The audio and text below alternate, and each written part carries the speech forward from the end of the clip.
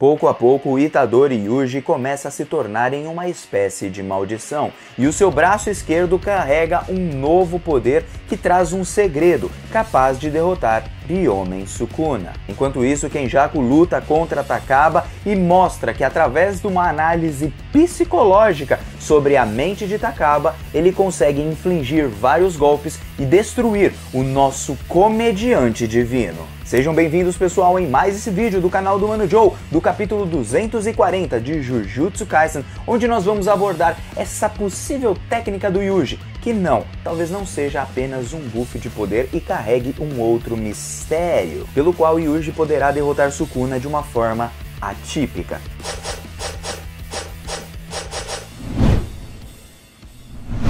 E aí, galera do canal do Mano Joe, como vocês estão? Espero que todos estejam muito bem e hoje para mais um vídeo de Jujutsu Kaisen. Antes de mais nada, um agradecimento para Kaisen Backup, que traduziu o capítulo pra gente, link na descrição, e não se esqueçam da hashtag deles para apoiar o trabalho, beleza? Antes de mais nada, já agradeço a todos que estão deixando aquele famoso like, que estão se inscrevendo, compartilhando e comentando aqui no canal. Sejam muito bem-vindos e vamos falar um pouquinho sobre esse capítulo e também sobre a possível nova habilidade do Yuji com a sua mão esquerda, que está ligada diretamente aos fetos amaldiçoados, mas não só isso, como também um planejamento para derrotar e devorar Sukuna. Então, sem mais enrolação, bora para esse vídeo.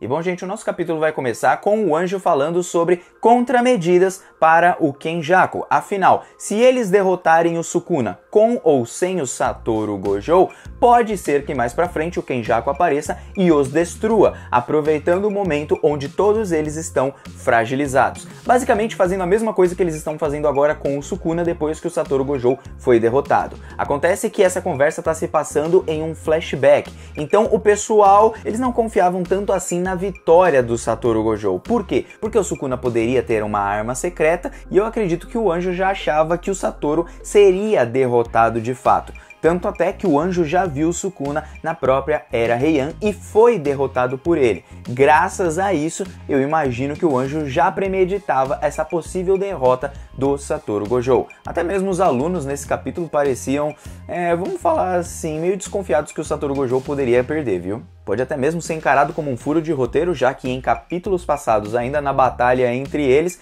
foi dito pra gente que todos eles ali imaginavam que o Satoru ia ganhar de qualquer forma, nenhum deles pensava que o Satoru ia perder, então, bom, sei lá, furo de roteiro do Gege. Bom, o pessoal parece um tanto quanto confiante, tanto que o Okotsu fala assim, tem o Hakari e tem eu, então, conquanto que a gente não seja morto, porque somos jogadores, o Kenjaku não conseguirá fazer a assimilação enquanto estivermos lutando contra o Sukuna. O problema é que o Kenjaku pode aparecer enquanto eles estiverem lutando contra o Sukuna e aí lascou, né, grande Yuta? Porque o pessoal vai estar fragilizado e o Kenjaku vai se aproveitar desse momento. Eles ainda lutando contra o Sukuna ou até mesmo tendo-o derrotado. E eu confesso que essa conversa pra mim tava parecendo um tanto quanto presunçosa, ainda mais depois do que a gente viu em capítulos passados com o Sukuna arrebentando com o Hajime e depois, claro, da derrota de Satoru Gojo. Então eles têm que pensar em alguma estratégia para o Kenjaku não fazer a mesma coisa que eles estão fazendo agora, porque eles estão atacando o Sukuna quando o Sukuna está mais fraco. É então que o Kusakabe fala, a Maki Zenin, ela pode cuidar ali do Kenjaku, né? Bom, ela é bem forte. Só que o problema é que aí nós vamos estar nos dividindo. E nos dividindo, bom, vai atrapalhar na batalha contra o Sukuna porque precisamos dos mais fortes. E também precisamos de alguém forte para lidar com o Kenjaku. Não pode ser uma pessoa medíocre. Mesmo que seja até mesmo um feiticeiro de classe 1, é um grande problema. Nunca é o bastante. E aí a Mei fala, nunca é o bastante porque a gente não sabe organizar as coisas aqui. Ou seja, o que ela quer dizer ali é que eles têm até um arsenal, mas eles não sabem exatamente como usar esse arsenal. Seria como eu ter uma bola de futebol e não saber chutar a bola. E outra que ela já fugiu, então provavelmente ela também não quer encarar ali o Kenjaku mais uma vez. A gente já sabe que ela fugiu lá em Shibuya. É aí então que o anjo fala assim, então vamos escolher o Takaba, o cara mais imprevisível. Porque todos ali imaginam que ele é meio doido da cuca e tudo. Tem até uma piadinha ali do Kusakabe falando que ele tem a benga à mostra, vamos dizer assim, né? Por causa da roupa que ele tá utilizando. Tipo aquela roupa do Superman que tem uma cueca, então fica aparecendo ali as partes íntimas do cara, mais ou menos assim. De toda forma, nesse momento, a Anjo nos conta o segredo sobre o Takaba. Falando principalmente do quê? da sua técnica. E ela diz o seguinte, ó, tudo que eu tô falando pra vocês, vocês não podem contar nem pro Takaba e nem pra ninguém, porque isso pode ter um efeito na técnica dele, visto que a técnica do Takaba exige a confiança, a autoconfiança em suas próprias piadas, nas coisas que ele acha engraçado. E se você acabar com o humor dele, logicamente você também acaba com o seu poder. É então que nós voltamos mais uma vez para a luta do Kenjaku contra o Takaba, e aí ele tá encontrando uma certa dificuldade. Jogou um monte de maldições ali em cima do Takaba, mas nada funciona de jeito nenhum. O Takaba fica brincando com ele a todo momento e diz assim, ô cabeludinho, tu não pode me vencer, papai? E aí então o Kenjaku já começa a analisar, putz, como que funciona a técnica dele? Ao que me parece, ele transforma em realidade algo dentro da sua imaginação. Então o Kenjaku já está no caminho, vamos falar assim, correto para chegar na sua resposta. Por isso ele precisa ser bem cauteloso e os seus 1000 anos de Jujutsu, quando se fala em técnicas ou pelo menos habilidades, não servirão de nada, e sim o seu conhecimento terreno. Esse é um bom detalhe de mencionar porque muitos diziam que o Kenjaku tinha mais anos até mesmo do que o Sukuna, mais de 1000 anos, mas aqui parece que ele confirma que ele tem 1000 anos, também veio da Era Heian. E aí então tá acaba materializando as coisas que ele acha engraçado, ele coloca uma bandana e um óculos ali no Kenjaku, imitando basicamente um cara lá de Yu-Gi-Oh! Que foi até que engraçado, né? Mas o Kenjaku parece não ter muito bom humor pra isso, joga o negócio fora e fala assim, isso aqui não combina comigo. Takaba fica, não, eu gostei tanto em como ficou com você. E aí o Kenjaku finalmente começa a colocar o seu plano em prática. E como a gente faz para colocar um plano contra o inimigo? Conhecendo ele. Por isso, sabendo que o cara é um baita de um idiota, ele começa a perguntar, quem é você? Porque através do conhecimento do outro ser do lado, ele pode descobrir estratégias para lidar com ele. É então que o Takaba diz assim que ele é do Nabi Nabi, que é um concurso lá no Japão para determinar o melhor comediante do Japão. E até o Takaba fala que chegou na primeira fase do P1, que eu não imagino que seja o P1, mas dane-se o P1. Porque o que vai importar de fato nessa conversa é o Kenjaku demonstrar conhecimento na comédia. Porque o Takaba, se vocês verem a primeira aparição dele e essa aparição de agora na luta contra o Kenjaku, ele leva muito em consideração pessoas que conhecem o mundo da comédia, que conhecem comediantes, que conhecem vários tipos de comédia, que tem ali uma apresentação sobre aquele tipo de mundo. Ele leva em consideração pessoas que têm esse conhecimento como alguém de relevância. Tanto que mesmo chamando o Kenjaku de amador, a partir do momento que ele descobre que o Kenjaku conhece bastante de comédia, ele começa a mudar ali um pouquinho a sua visão e começa a levar a sério tudo que o Kenjaku tá falando. E isso já foi demonstrado em capítulos passados na primeira apresentação, quando o Takaba está lá no meio do seu show de comédia, quando a gente ainda vai começar o jogo do abate, e percebam, um cara chega nele e fala, ó, você é um merda como comediante, você não é engraçado, vai procurar um outro trampo, e ele fica super chateado e desanimado, a sua confiança fica totalmente abalada, porque tem uma pessoa de uma hierarquia maior, ou pelo menos que mostra conhecimento, ou que arranca mais risadas do que ele e faz com que ele se sinta menor, porque ela tem mais conhecimento ou está em uma posição acima. Então se liguem bem nesses momentos e nessas piadas e nessas conversas do Kenjaku. Às vezes você não precisa entender a piada em si, mas o objetivo pelo qual o Kenjaku está fazendo tudo isso. Porque ao mostrar conhecimento, reparem, o Takaba olha para ele e fala, pô, esse amador, eu achei que ele era um cara amador, mas eu tô conversando bem com ele sabe de comédia, ele manja pra caramba de comédia. E isso vai surtir influência mais pra frente, porque enquanto eles estão ali conversando, o Kenjaku responde o Takaba do porquê ele está fazendo tudo aquilo, porque ele fala assim, pô, é uma curiosidade intelectual, quero saber o que vai acontecer, papapá, só isso. E aí o Takaba fala, se você encontrasse uma coisa mais interessante, querendo dizer que talvez a comédia seja mais interessante, ele não chegaria ao ponto de fazer essas atrocidades. E aí o Kenjaku fala, pode ser que seja mesmo. E aí o Takaba fala, tá na sua cara, papito, você quer rir, você tá querendo muito rir. Quando ele fala, tá na sua cara que você quer rir, aparece um negócio escrito, faça-me rir. E ainda vem com um espelhinho pra deixar o Kenjaku ainda mais mal-humorado. E aí o Takaba vai utilizar a sua famosa frase, a mesma que ele utilizou lá atrás, é a mesma coisa, aquela piada batida, chata pra caramba, sobre o Wi-Fi. Mas o Wi faz diferença? Mas pro Wi-Fi.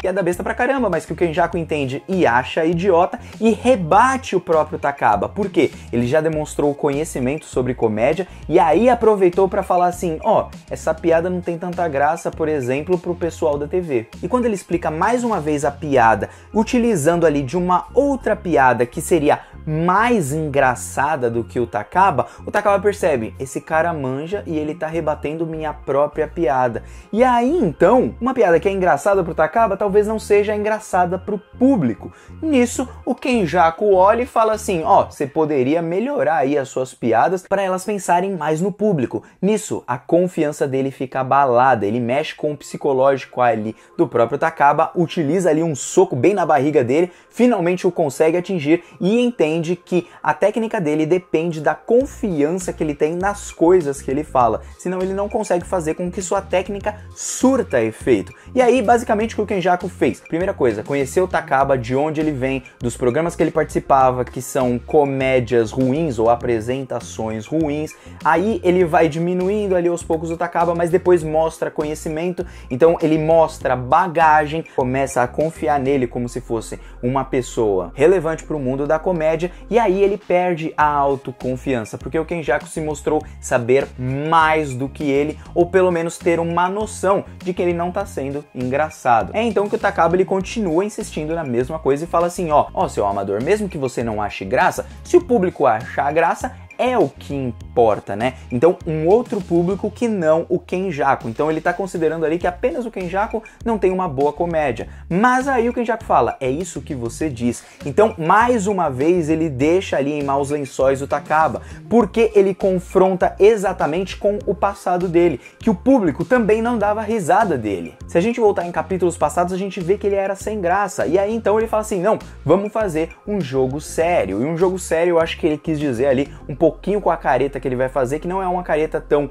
engraçada, ela é uma séria engraçada exatamente. E aí ele fala, vamos fazer esse jogo, quem ri perde. E aí o Takaba faz uma cara, o Kenjaku faz outra, que essa sim eu achei engraçada. E aí o Takaba cai na gargalhada porque viu que o Kenjaku era mais engraçado. Então enganei o bobo na casca do ovo, pum, dá um soco na cara do bicho, o bicho cai no chão. E aí ele começa aos poucos a se diminuir cada vez mais, dizendo, pô, o cara é bonito, ele tem um trejeito legal, ele tem uma roupa legal, que soa meio engraçado quando ele faz algum tipo de comédia, então ele realmente é engraçado. Será que ele é mais engraçado do que eu? E aí ele se lembra das palavras do Ken. Ken foi um gordinho que apareceu lá no começo, na primeira apresentação do Takaba, que diz pra ele que tem dois tipos de comediante. E detalhe, comediantes que podem dar certo nesse ramo. Primeiro, os que são engraçados. Esse, no caso, seria o próprio Kenjaku nesse caso.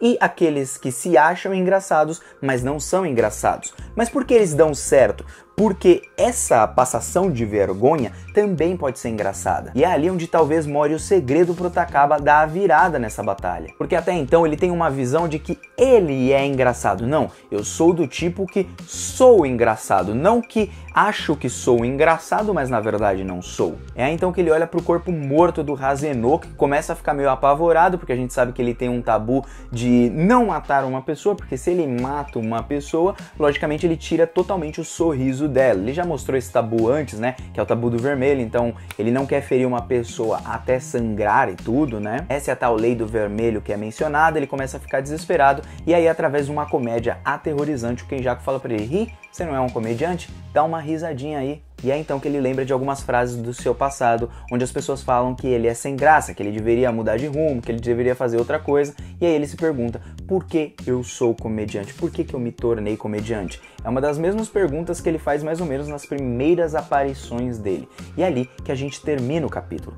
E vamos falar aqui do Yuji, claro, porque teve a capa de Jujutsu Kaisen, mas primeiro vamos falar sobre o Takaba e como ele fará para dar essa reviravolta. Se nós voltarmos em capítulos passados, o Takaba, quando ele diz ali que ele achava que ele era meio a meio, que ele era um cara tanto que era engraçado e ao mesmo tempo um cara que achava engraçado, mas não era, ele achava que ele era 50%, um de cada lado. Mas aí ele começa a pensar que ele é 70 de um e 30 do outro. Então ele é 70% um cara que é engraçado e 30% de um cara que acha que é engraçado, mas não é engraçado. Entenderam a porcentagem? Então, por enquanto, ele acha que é, mas ele não é engraçado. Só que ele consegue fazer comédia se ele parar pra pensar e ter autoconfiança e, claro, passar uma certa vergonha contando piadas que só ele acha engraçada, porque através de não ser engraçado, passar essa vergonha alheia, ele trará comédia para as outras pessoas, e isso também é um estilo de comédia. E essa é a resolução que ele chegará no próximo capítulo.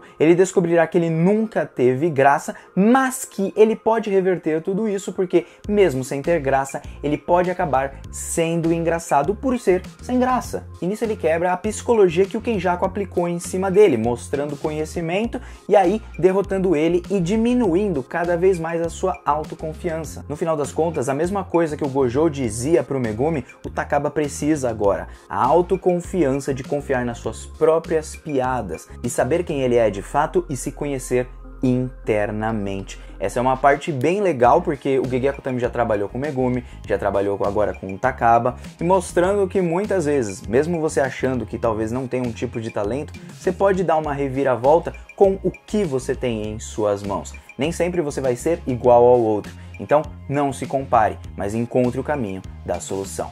E aí, então, nós vamos falar aqui um pouquinho sobre o Yuji, porque o seu braço ali, todo vermelho, pintado, parece ter conexão direta com os fetos amaldiçoados. Isso parece meio óbvio pra gente, principalmente depois do Itadori falar que comeu ali os irmãos, ou alguma coisa desse tipo. E o seu braço e a sua cor. Lembrando que os irmãos do Chozo tinham todas habilidades ali relacionadas ao sangue. Por isso que provavelmente o braço esquerdo do Yuji ficou vermelho e até mesmo mais potente. Alguns lembraram ali da manopla que o Yuta ativa quando ele luta contra o Ryu e a Uro, mas eu acredito que nesse caso aqui do Yuji, o braço tá bem diferente, parece até o braço do Piccolo. Eu acredito que apenas vai ter força nele. Só que o grande detalhe é, aos poucos, quando ele for lutar contra o Sukuna, ele vai se relembrar cada vez mais de quando o Sukuna saiu do seu próprio corpo. E aí o Itadori, através dessa talvez modificação de alma dentro do seu corpo após devorar os fetos amaldiçoados, aos poucos ele vai se tornando cada vez mais como se fosse um tipo de maldição. E aí então, descobrindo isso, ele devorará o Sukuna aos poucos, até porque ele ainda carrega energia amaldiçoada daquele ser. Por causa dessa energia e por ter se tornado basicamente como se fosse um objeto amaldiçoado, pelo menos é isso que a Shoko diz pra ele, pode ser que essa seja a estratégia para acabar com o Sukuna. Não vai acabar, por exemplo, na porrada só, né? Claro que vai ser mais na porrada, porque o Yuji é mais de porradeiro, mas ele vai descobrir como fazer essa transferência ao contrário, porque ele ainda tem partes do Sukuna em si. E aí ele vai poder puxar talvez o Sukuna de volta, deixando o Megumi no seu próprio corpo. E aí no final, porque é algo que eu sempre imagino que vai acontecer, o Yuji vai acabar morrendo no final, principalmente depois do primeiro capítulo de Jujutsu Kaisen. Vocês se lembram da frase do avô dele, é por isso o meu achismo. Mas claro, isso só deve ocorrer bem mais pra frente. Nas primeiras lutas ali contra o Sukuna, eu não acredito que o Itadori ele vai fazer grandes, enormes coisas. Ele vai descobrindo conforme o tempo vai passando. Eu sei, a teoria é brisa, mas é isso que importa. A gente tá aqui pra brisar, não é? Tô imaginando um monte de coisa, vamos chutar tudo e vamos ver o que o Gege Akutami faz. Se ele já matou em off-screen, nada impede dele fazer uma loucura dessas, né? Fui.